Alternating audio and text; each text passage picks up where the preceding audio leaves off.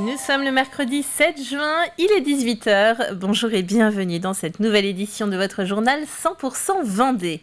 Au sommaire, 3 semaines avant son ouverture, nous nous rendrons au nouveau potager extraordinaire qui s'installe à La Roche-sur-Yon. L'irrigation des 7 hectares de découverte végétale est un fort enjeu, vous le verrez. Et dans les jardins de particuliers, le système des Zoya fait actuellement fureur. Ces jarres en terre cuite diffusent l'eau par capillarité. Une entreprise vendéenne en fabrique. Enfin de Pékin Express au Fabriac Tour, Fabrice et Briac, le binôme d'inconnus de la saison 12 de l'émission d'M6, était en Vendée pour 2 jours au programme Rencontres et défis sportifs au profit de la lutte contre le cancer.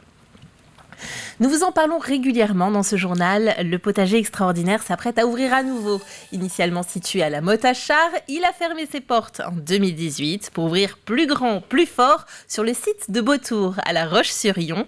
7 hectares, 6 espaces thématisés, 1 millier de légumes. Voilà ce qui vous y attend.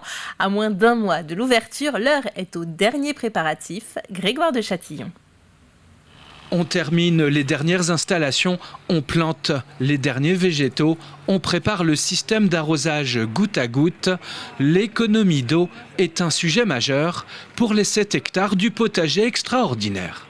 On n'a pas une quantité illimitée d'eau, donc on a fait le choix d'avoir du goutte à goutte et du paillage un peu partout. On a beaucoup investi dans le paillage en particulier. Et le goutte à goutte est là surtout pour, on va dire, les 2 premières années pour lancer toutes ces cultures qui ont besoin d'un arrosage assez précautionneux pour les premières années. Et ensuite, normalement, elles devraient pouvoir pousser sans arrosage. Restera bien sûr toutes les parties potagères qui, elles, auront besoin d'un arrosage un peu plus significatif, mais tout aussi maîtrisé avec un goutte à goutte. L'eau, une ressource précieuse, mais limitée. C'est l'un des défis qu'attend ce futur parc de loisirs. Un parc qui aura comme ambition de susciter votre curiosité autour du végétal. Au menu, 6 espaces thématisés, parmi lesquels un bizarretum, un potager expérimental et ce potager exotique. Ici, ce n'est pas que des plantes alimentaires exotiques, on a une ambiance qu'on va essayer de créer. Alors ça va prendre un petit peu de temps, quelques mois, pour que tout ça prenne de l'ampleur et qu'on ait un sentiment un peu plus exotique. Ici, c'est la première année qu'on va pouvoir cultiver tout ça. Et devant, en premier plan, eh bien, on va disséminer des plantes alimentaires qui, elles, viennent d'ailleurs et qui vont vous expliquer eh bien, que l'on ne mangeait pas de ketchup avant la découverte de l'Amérique par Christophe Colomb et bien d'autres histoires encore. Un voyage pour découvrir les plantes potagères du monde entier. Un peu plus loin, on s'active dans le tunnel de tomates. Alors nous, on est en train de couper les gourmands des tomates et aérer éventuellement les pieds si les feuilles sont sèches ou malades. Il y a beaucoup de différentes variétés de tomates en fait, qui viennent du monde entier. Le voyage se poursuit dans la tomate qui ne devrait plus avoir de secret pour vous. Venir ici piquer des idées pour votre jardin ou votre balcon, c'est le souhait du potager extraordinaire qui ouvrira ses portes le 1er juillet prochain à La Roche-sur-Yon. Et c'est l'animateur et journaliste vendéen Jamie Gourmaud qui sera le parrain du nouveau potager extraordinaire. Ce mardi, une baleine morte à la dérive a été signalée entre les Sables-d'Olonne et Saint-Gilles-Croix-de-Vie. Le corps mesure 2,50 m de long. Il est bien entendu demandé de rester à distance et de ne surtout pas la toucher. Alors, outre les raisons sanitaires évidentes, sous l'effet de la chaleur, le corps a un risque d'implosion. La préfecture maritime de l'Atlantique n'interviendra pas sur la dépouille. Ce n'est qu'une fois échoué que la commune de destination mandatera une entreprise pour en faire l'évacuation. Et en ce 7 juin, une pensée pour les sauveteurs SNSM des Sables-d'Olonne. Il y a 4 ans, jour pour jour, à bord de la vedette Patron Jack Morisseau, 3 sauveteurs ont péri en allant secourir un marin-pêcheur en difficulté lors de la tempête Miguel. Ces sauveteurs s'appelaient Yann Chagnolo, Alain Guibert et Dimitri Moulik. Du 29 mai au 2 juin, le lycée Nature de La Roche-sur-Yon a accueilli le réseau Éducation à la citoyenneté et à la solidarité internationale du ministère de l'Agriculture. Alors concrètement, 22 volontaires, originaires de 4 continents différents, se sont rassemblés pour se professionnaliser et échanger sur les pratiques françaises. Le lycée Nature est très impliqué dans ce réseau. Il accueille depuis le mois de janvier 2 services civiques ivoiriens en formation dans le milieu agricole en Côte d'Ivoire. L'idée est de pouvoir s'ouvrir au monde, découvrir d'autres techniques d'agriculture, acquérir de nouvelles compétences et de nouvelles cultures. Déjà, j'ai appris des techniques d'irrigation que peut-être je connaissais en théorie, mais que je ne connaissais pas en pratique. J'ai aussi appris à conduire des tracteurs que je n'avais jamais fait auparavant. et aussi appris de nouvelles techniques même dans le fonctionnement de la mise en place des cultures. Déjà au lycée nature, on fait la culture biologique, c'est-à-dire ils font du bio, alors qu'en Côte d'Ivoire, le bio c'est juste pour la consommation familiale.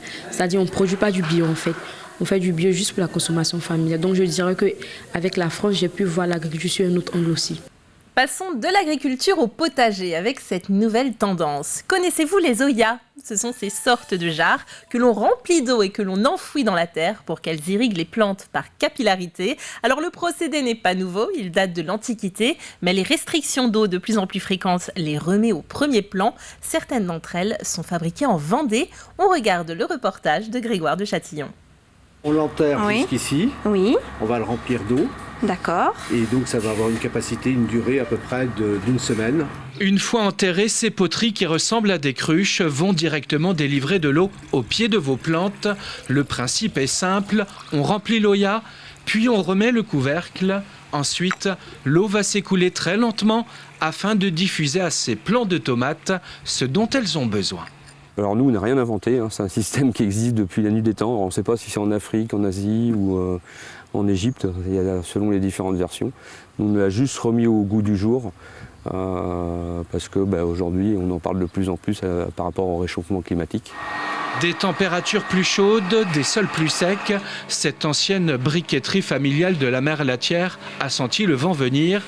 Devenue poterie par la suite, elle se consacre désormais, depuis 2019, quasi exclusivement à la fabrication d'olas ou d'oya.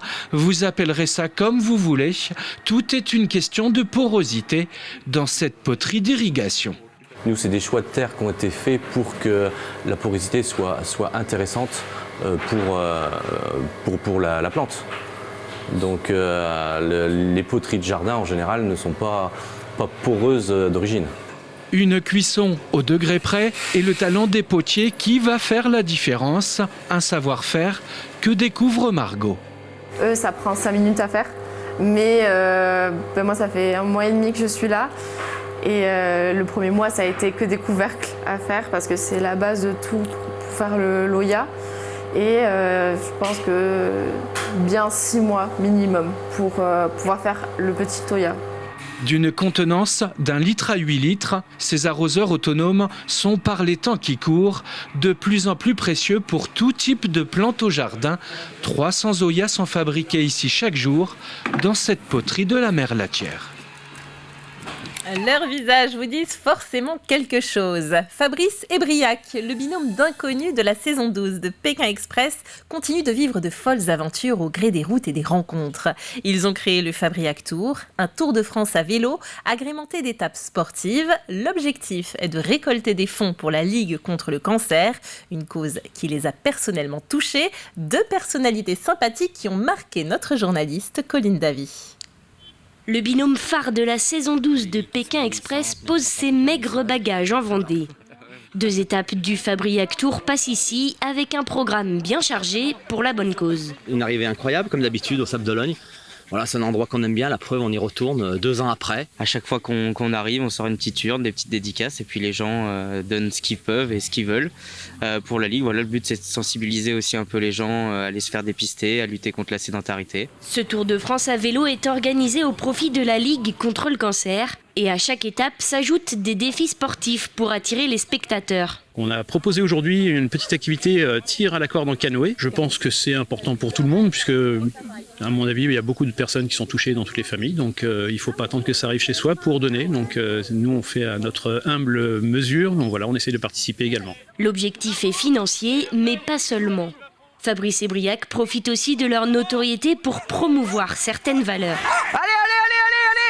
Allez! Ils sont en train de promouvoir l'activité physique. C'est capital, la pratique d'une activité physique. On pense de plus en plus que c'est quelque chose qui pourrait avoir un rôle important dans la prévention des récidives, par exemple, et de l'apparition des métastases. Donc c'est très important. Leur Tour de France s'achève le 18 juin à Paris, mais les 2 candidats ont déjà d'autres projets en tête. La Ligue, je pense qu'on les a bien aidés, ils nous ont apporté aussi. Voilà, je pense que c'est une page qui se tourne et maintenant un nouveau projet, une nouvelle association, peut-être quelque chose d'autre. Nous on s'entend toujours bien, donc pourquoi pas faire une 3e édition, puis une 4e, une 5e. Mais un peu différent, parce qu'on n'a pas envie de se lasser nous. Mais voilà, on s'entend bien. Et puis s'ils nous appellent sur les 20 ans de Pékin Express, je sais pas comment ils vont... On sera plus le binôme d'inconnus. Enfin, je sais pas comment ils vont nous appeler, parce qu'on est un peu moins, effectivement. Ouais. Voilà, l'histoire est belle et elle se continue. Elle se poursuivra peut-être de nouveau en Vendée. Pour l'instant, rien n'est sûr. Affaire à suivre. Le réseau des médiathèques de Vendée Grand Littoral veut dépoussiérer l'image de ses rayonnages. Il met en lumière tout un fonds de lecture adapté, plus de 1300 livres en gros caractères, 236 livres audio et plus de 200 ouvrages avec une typographie adaptée aux lecteurs dyslexiques. Comprenez des pages aérées, des couleurs ou une ponctuation mise en valeur. Un fonds qui trouve son public puisque les emprunts ont augmenté dans le réseau ces derniers temps, charge maintenant aux bibliothécaires de faire connaître ce fonds adapté. Il y a quelques années, ces fonds, on était surtout sur un certain type de littérature, un peu plus roman du terroir. Aujourd'hui, c'est aussi des gens, pas qui n'ont pas forcément des problèmes de vue, mais qui veulent avoir un confort de lecture, que voilà, les soirs on est fatigué, les livres écrits en tout petit, c'est pas très confort. Là, on a des grosses lettres, donc on a plein de livres, des romans policiers. Enfin, ça s'est vraiment ouvert dans les genres, de la littérature générale, donc il y a une offre beaucoup plus importante qu'il y a quelques temps. C'est évidemment des livres plus gros, donc certains vont être scindés en 2, 3 tomes pour pouvoir retrouver l'histoire complète. Et puis à savoir aussi que dans le livre en gros caractères, il y a des caractères de typologie différentes. On peut avoir en taille 16, en 18, en 20, donc c'est indiqué sur le livre. Et en fonction de votre besoin, vous pouvez choisir aussi la taille de la police. Il est temps de refermer ce journal. Le retour de l'actualité, ce sera dans votre matinale de 7h à 9h demain matin en compagnie de Caroline Tronche. Quant à moi, il ne me reste plus qu'à vous souhaiter une belle soirée.